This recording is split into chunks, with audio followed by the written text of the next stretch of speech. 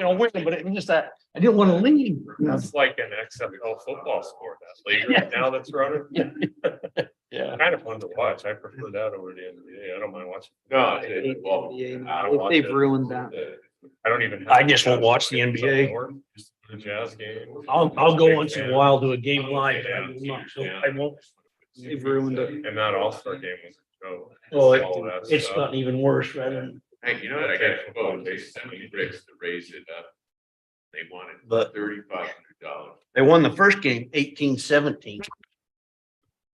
Oh, it was a $5,000. ball burner. It It's was a still a high great scoring game. Yeah, but it was just Great. great. Oh. You ready then? Buddy. All right, We are. welcome to Santa Clara Planning Commission today on March 9th, beginning at 5:30. I'll call to order now and I'll be leading us in the pledge and opening comments. Please rise. Repeat after me. I pledge allegiance to the flag of the United States of America and to the republic for which it stands, one nation under God, indivisible, with liberty and justice for all.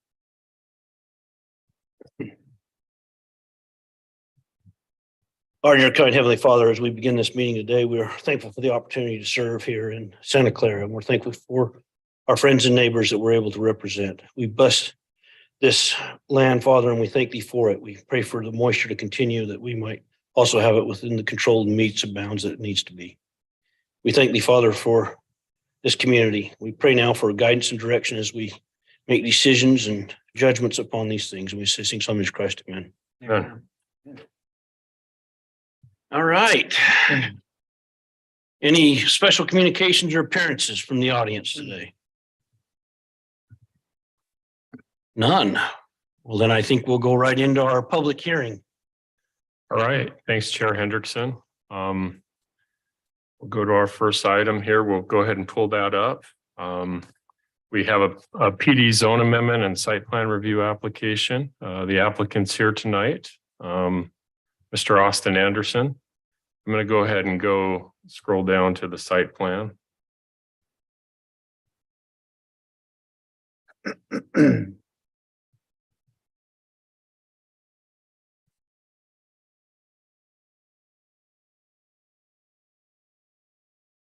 Oh, here we go. It's on another slide, so apologize for that. I want to make it so everybody can see it. Can you see that all right? Go a little bit bigger. We can get that to fit. All right.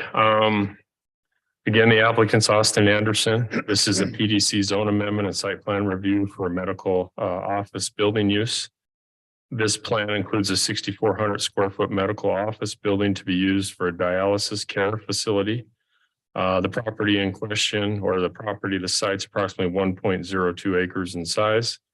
The next item on the agenda is a proposed commercial subdivision plat known as the Lofts. And so this property will be lot 1 of the proposed subdivision plat that you'll look at later tonight. So they'll be subdividing one property into 2 lots. And the applicant, Austin Anderson, plans to move forward on lot 2 with the man cave project here in the near future. Because it's a planned development zone, we have certain criteria that we have to go through to allow for a PDC zone amendment and a site plan review. As far as the site plan layout, I apologize for the size here, but you can certainly see what's going on here. The main access will be off of Santa Clara Drive to the property. And for those that may not know, apologize, I'll take a step back here. Del Toro, right here on the corner of Lava Flow and Santa Clara Drive, that is the Lammy's Restaurant. And then to the west of this side is an existing thrift store, auto store. And then this use would be the property in between. So the primary access would come off of Santa Clara Drive. You can see the access that's in place, that's currently in place, and we provide access to the property. There's also an access in place off of Lava Flow Drive that could be used to this property as well. The applicant has provided a 5-foot sidewalk in front of the building. And that crossing also provides access to the sidewalk that runs along Santa Clara Drive. The parking, they've got a total of 26 parking spaces in the facility, along with 3 ADA spaces to meet code requirements. And then they're also got 2 additional patient drop-off spaces near the building entry right here. You see those spaces there for drop-off and pickup type use. And you can see we've got parking in front of the building. We have some parking directly across, and then some parking to the south of the building and southeast of the building as you come in off of Lava Flow Drive. This area here is where the dumpster will be. It's required to be, as you know, a screened enclosure with a solid metal door. And I believe that's also some drop off and pickup for the project for deliveries. We'll scroll down to, got to look at this. Scroll down to the next drawing here. We can talk about the building design and materials. You can see the proposed building. This is the east elevation as you would drive into town. This is what you would see first. I believe we have some other elevations as well, and I can go through those.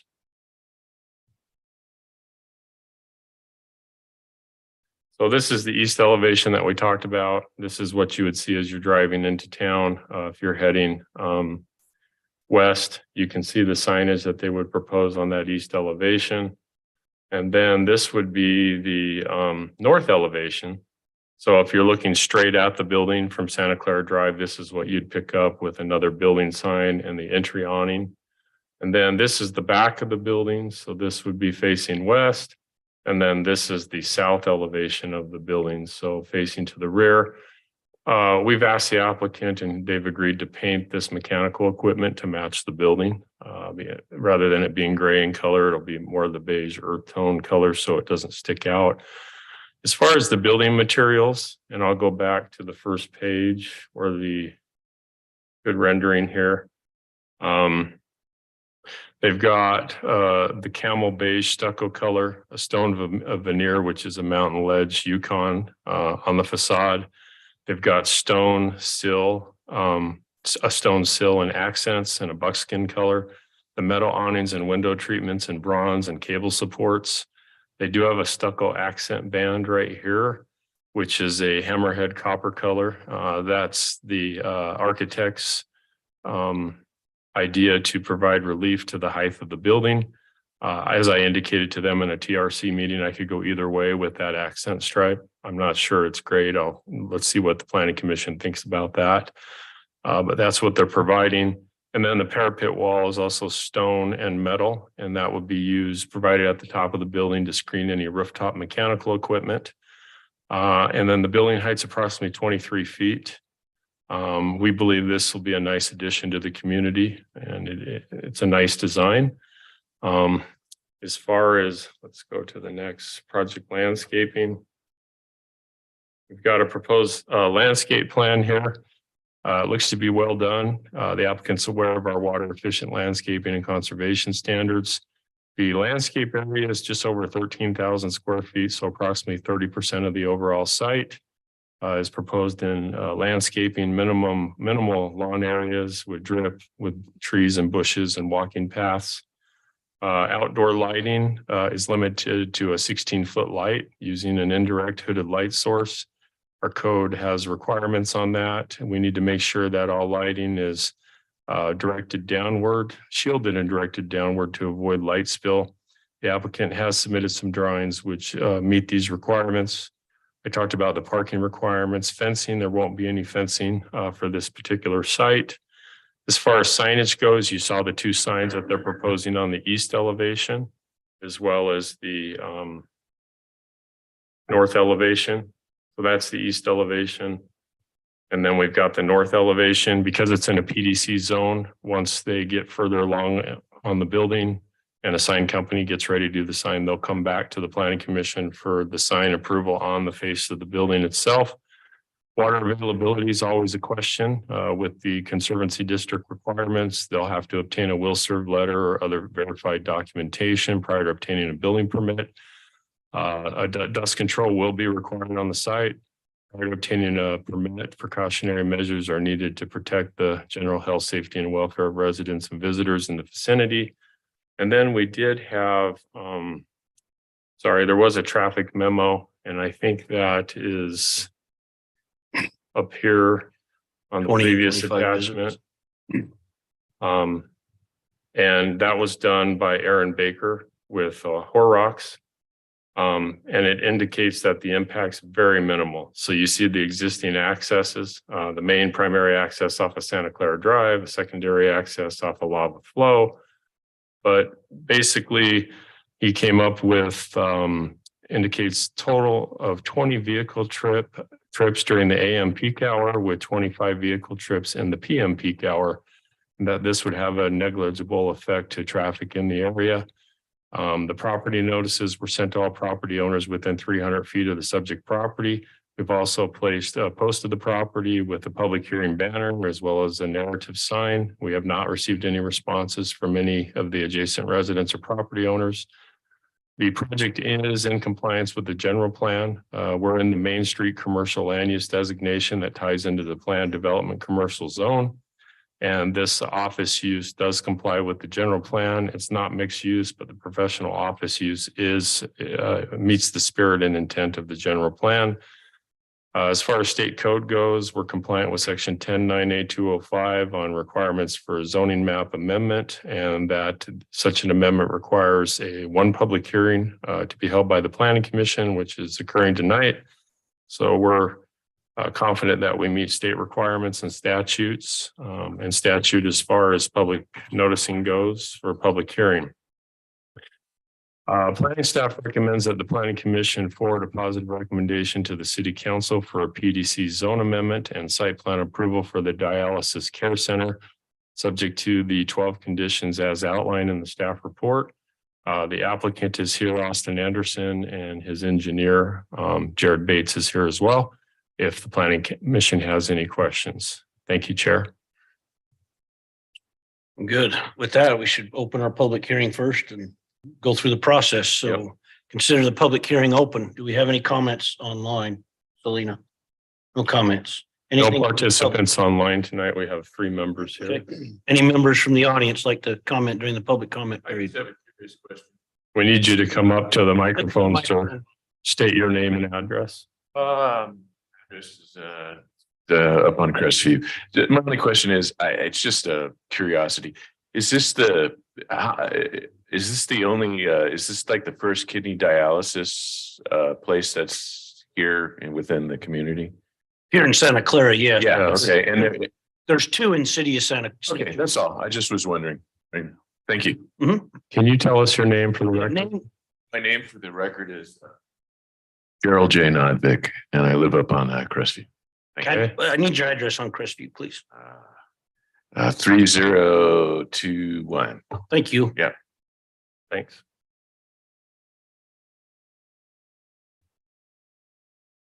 Any other comments? Well, then we'll consider the public hearing closed. We have any questions from Mr. Anderson from the commission? You want to come forward and anything special you'd like to share, Austin? No, we built 2 of these centers for Dr. Carlos Mercado. He has one in Cedar, one in St. George. They run a top-notch operation, so I think it'll be a great addition. And this particular is a smaller dialysis center. It has 8 beds in it, and most dialysis is almost 4 hours. So, it has 12 beds. Most dialysis is about 4 hours. So at max capacity, we could see 24 patients. But it is one thing that they've come along with dialysis. They can now do home training where people can do dialysis in their house. And this facility will have 2 areas dedicated for trained people to do dialysis in their house. So I think it's a great thing for the community, for those on dialysis. So Thank you. that. Any specific questions for Austin while he's at the mic? I have a question, but I don't know if Austin can answer it. Okay. Maybe you can, because you're a savvy gentleman. The access road that runs parallel to Santa Clara Drive, is that a private drive or a city road? It's private. It will be private? Okay. Yeah. We're talking about the one that That's goes over right here. to the Yeah. store. Yeah, we currently don't have a access agreement with the Nifty Thrifty in them, but I think we're putting that together now. Okay. So we talked about, and I didn't mention that in my overview, the reciprocal access being required for users to the east and west being Yes. provided here. And so that's something we conditioned the site plan, and then it'll be part of the subdivision plat too. Because Yes. I've talked to Ellen Hall, and I know you're working on that agreement. Yeah. that Access. Carlos's attorneys getting those documents prepared now, and they've been working with Lammy's, and then we're gonna have another lot to the south that will use that same access as well. We won't want to put any more accesses on Lava Flow Drive, so we'll have all those agreements put together with the CCNRs as well. My question is, do we need to make him paint the electrical boxes? It seems like they're gonna be pretty well hidden. We too Yeah. talked about it at TRC. There's a 10-foot space back there between that building and the building next to it. And so let's just paint it to match. Rather than a wing wall, they agreed, rather than a wall that would screen it, they just agreed to paint it. Rather than screen it from the frontage. Yeah. Because it's really not an area where landscaping would grow either much. So we just paint it.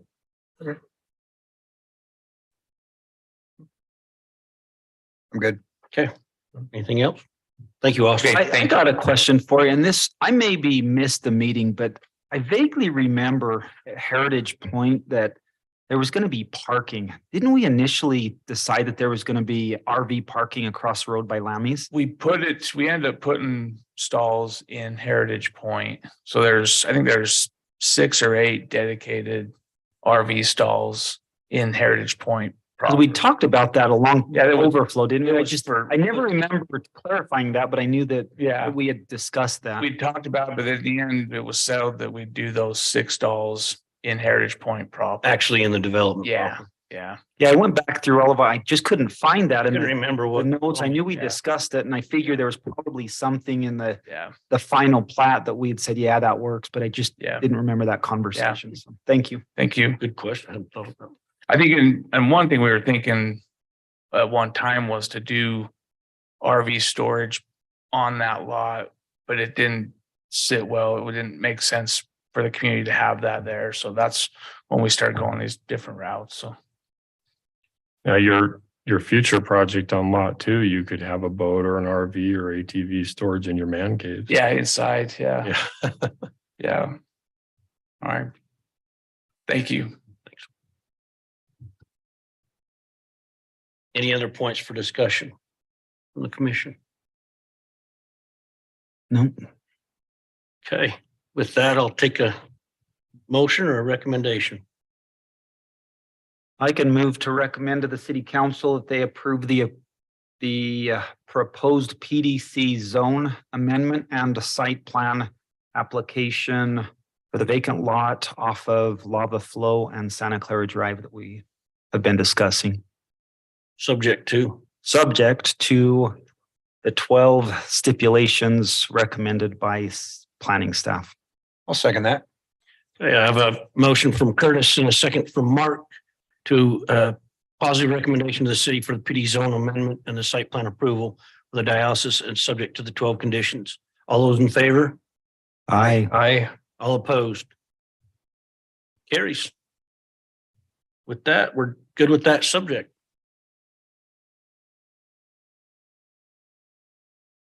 All righty. Moving on to recommendation to city council to consider preliminary and final plat approval for the Lofts Commercial Subdivision located in between Lammy's Restaurant to the east and the Thrift and Auto Store to the west with frontage off Santa Clara Drive Lot 1 and Lava Flow Drive Lot 2, Austin Anderson applicant. Thanks, Chair Henderson. And so it's a 2-lot commercial subdivision that's being proposed. And for that reason, we're asking for a preliminary and final subdivision plat consideration. As you indicated, the applicant's Austin Anderson. This parcel is just over 2 acres at 2.09 acres in size. The subdivision would include 2 lots. I hope you can see that. I can blow it up a little bit. Lot one is 1.02 acres or just over 44,000 square feet in size, with lot two being a little bit larger at 1.07 acres and just under 47,000 square feet in size. Lot one has frontage off of Santa Clara, with lot two having frontage off of Lava Flow. We believe that each lot appears to be of sufficient size to allow for commercial uses, being that they're both over an acre in size.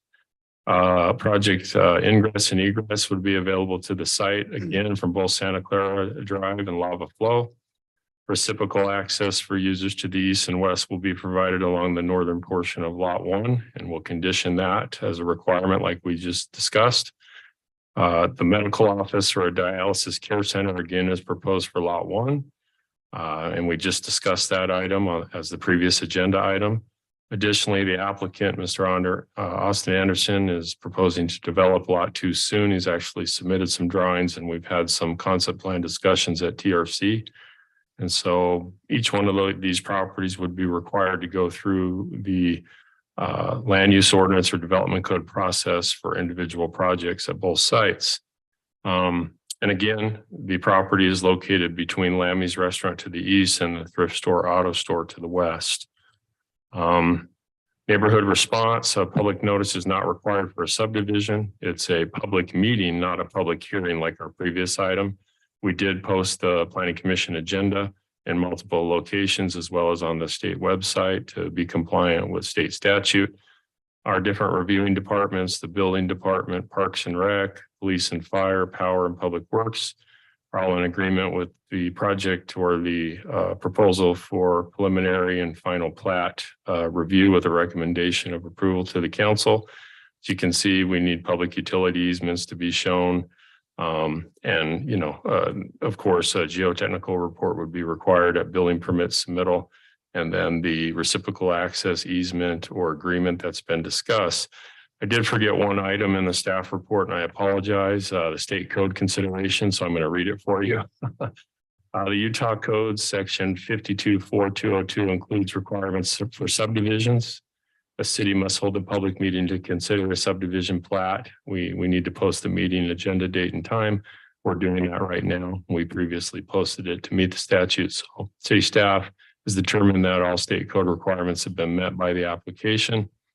At this time, planning staff recommends that the Planning Commission forward a positive recommendation to the City Council for preliminary and final plat approval for the Lost Commercial Subdivision, subject to the 6 conditions in the staff report. That's what I have for this item, and the applicant and his engineers here if the commission has more questions. Thank you, Chair. Thank you, sir. I got a question.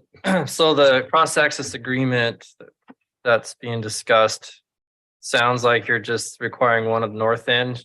Shouldn't there be something for lot two? It looked like lot two has to be accessed through lot one to get to the street, right? Yes, correct. It'll be for Lammy's and for lot two. So we can add that to condition number 3. Yeah. There's a note on the plat that Alan Hall has put on there because we talked about that the other day, But but let's add it as a condition It as still well. says on the note I was looking at, it still just talks about the northern portion and not that access off the lava flow. It seems like, Okay, Yeah, we need to have it on both for sure. Especially since I'm the owner of lot two, I want to make sure I have yeah, access. I myself. figured that. I just Yeah, it's, seeing that being stated, I think Yeah. it needs to be added to the conditions or whatever. yeah. so we could add that to condition 3. Thank you. That's a good catch, Logan. I think a condition as well as the plat note needs to be updated. Okay. Yeah.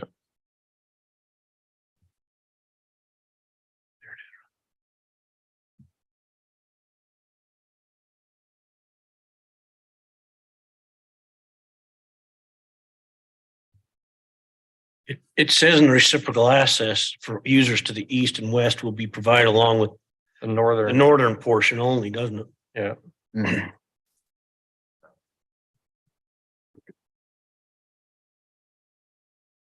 Okay, any other questions regarding this commission?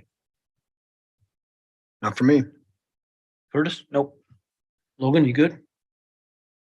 All right, with that, I'll entertain a motion.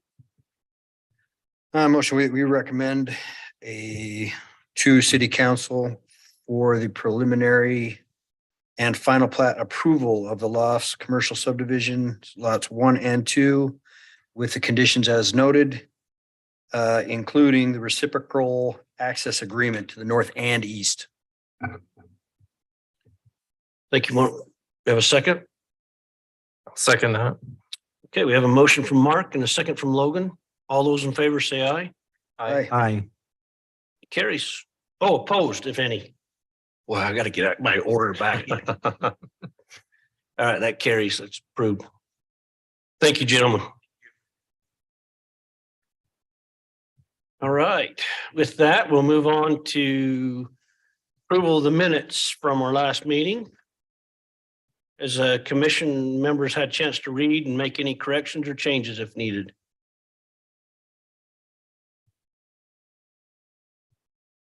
I read through them and they looked okay to me. Yeah, I think good. Okay, I have a motion. So I will motion to approve the minutes from the February 23rd. Is that what it was? Yes, February Mhm. 23rd Planning Commission meeting. I'll second that. A motion from Curtis and a second from Mark to approve the minutes from our 23rd of February meeting as written and stated. All those in favor say aye. Aye. Opposed, if any. And that one carries. All right, with that, we take some time from Mr. Jim regarding some training for all of us so that we can keep current and keep our hours current within the legal requirements that we're asked to maintain. Thank you, Chair Hendrickson. I've provided each of you with a handout. This is a great opportunity. It's going to be April 6th and 7th. April 6th is just, it's a Thursday, and that's really an afternoon type of thing from 4 p.m. to approximately 7 p.m. If you look at the second page, there's an agenda there. It's the Utah Land Use Institute Spring Conference at the Marriott Courtyard. And this is a good group of folks. As you know, the legislative session just ended a week ago Friday or last Friday. Yeah, it was just last Friday, March 2nd. And so this is a good mechanism to be able to be brought up to speed on all the new laws and the changes that may be needed to city code and processes. The first day is land use basics, administrative and legislative acts.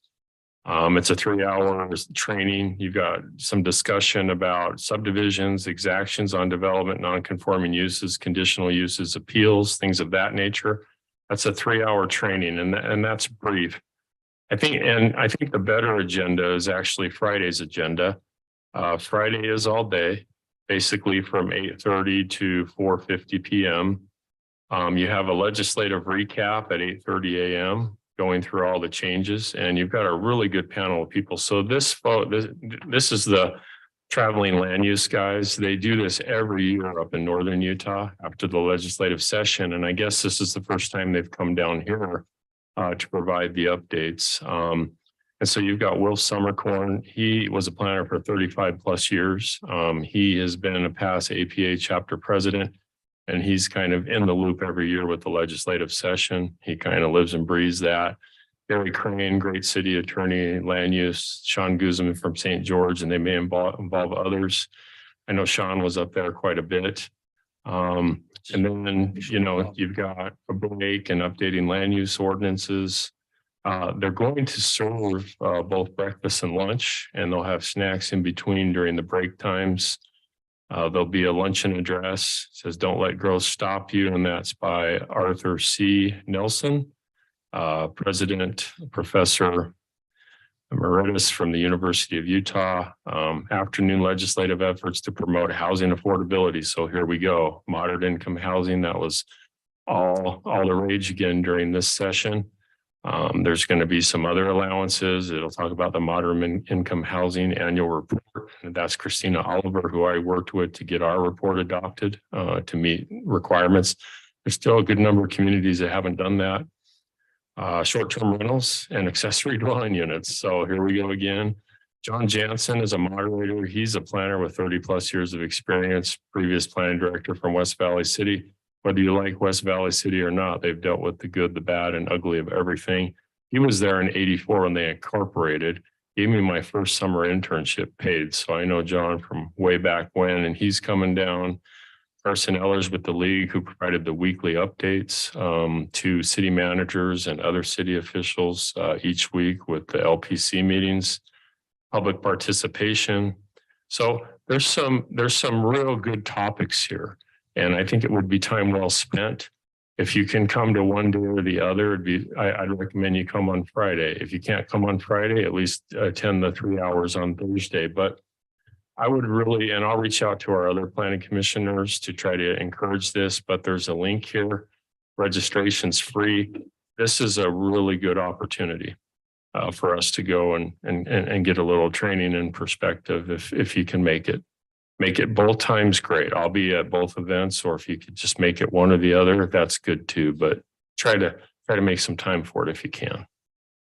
Can you remind me how many hours we need a year? Yeah, I believe it's 2 hours of training. It's either 2 hours You, or 3 like, hours of training. Bank those? Like, is there like it's like for your professional license, you can like. No, they you won't just let you have to make- go to yearly training of some sort. So We tried. You could- Here it was new. you could go on Thursday and get your required hours, but I think if you have some time on Friday, pick something, even if you came AM or PM, even if you came for part of it, something that interests you, if you can. If not, if Thursday works for you, just come for the 3 hours Friday, and that counts for this year. On Thursday, I mean, Thursday evening from 4 to 7. I was already signed up for it. I had a work acquaintance that Oh, told great. me to sign up for it. So I was just curious about how much I really needed to attend. Well, and you get the ground rules book for free for $21.95 if you attend. So that was put out by the state property ombudsman. It's interesting. So I've got a copy of it. So it's not like it's a limited edition, but they're giving them out. Is this the one that we sign up individually or the one that we sign up through the city? Yeah, there's actually a link to actually sign up. Individually, because we've typically gone to the Utah Leagues and Cities and Towns mid-year Yes. conference, Yeah, and you have to attend so much fluff to get to where you And- want. required. And this one gave us, And it's, I shared it with him because I got it from Suba, a yeah, member of Southern Utah Home Builders. you found out Friday and I appreciate that. I found out Monday through Sean Guzman and others about it. And they try to put it out. Yeah, yeah. And so there is a link. I can send you the email and there's a link to sign up. If you have any problem, just let me know and I'll sign you up. But I would say sign up over the weekend, the next few days, because it will be limited. But the thing with the league training is you have to wade through all that fluff and come back and forth to get to things. This works for us completely. Every Only session. 1 hour right? time with the league training. Yeah.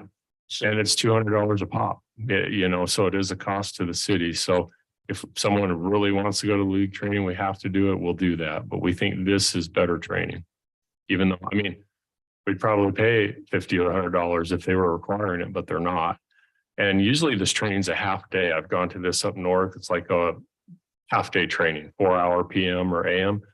This is longer than that. This is longer training because there's so much. And in the weekly updates I went to with our city manager, Brock Jacobson, the LPC meetings we attended, they're on Mondays from 12 to 1:30, but they go to 2 or 2:30.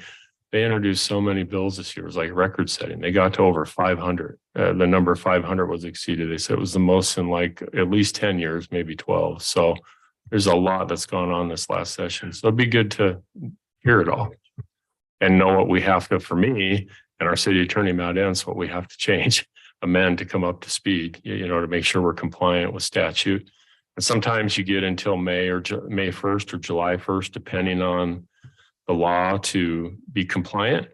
There are some bills that are giving us through the entire year to be compliant. Moderate income housing is one of them. So, yeah. which we're close to Yeah. being complete anyway. We are, and we passed it. We were one of 66 communities that had to resubmit. But basically, less than 20 communities got through the first time and they hired consultants to do it for them. And then we met with them and took care of business and got it adopted and approved. There'll be some more changes to next year's report. So with the laws, there's some more things we have to report on. So it's not too tough, but I do know that I had heard at the last LPC meeting, there were still a dozen communities that hadn't complied with it yet. Yeah, because they couldn't get it on an agenda or couldn't figure it out. So that to me was surprising. And some of them had consultants, some of the bigger communities with like 75, 80,000. So yeah. Well, they have to do station area plan goals. So if you are next to rail, you have to put kind of those goals in, and you have to put a zone in place if you don't have it to allow for transit oriented development or modern income housing next to rail. You know, if you run adjacent to Front Runner or tracks, you have to allow that. Well, and that was, there's a Yeah. bill in this last session Yep. that addressed that directly. That's Yep. going to be interesting. Yeah, and it was passed, but they have until the end of the year to bring their codes. They're giving them till the end of 2023 or January 1st of 24 to create those zones that they need. So anyways, Well, great. Thanks for sharing. you. And thank you I just for thought it was putting it on appropriate my when radar. I got the email, yeah, and especially since, I mean, I enjoy going to the Utah League and City Towns because of my situation with the business related. Yeah. God, we had to get 3 hours, you had to fish through the day. It was just tough. So. and here you could, if you could come to both, if you just pick Okay. one or the other, it's up to you. But if you could come, that'd be great. Awesome. Anything else from, That's all I have at this Okay. point. Thank you, Chair. anything for you, Selena? Okay. Commission members? Cody? With that, I call this meeting adjourned at 6:07 PM on March 9th. Oh my gosh.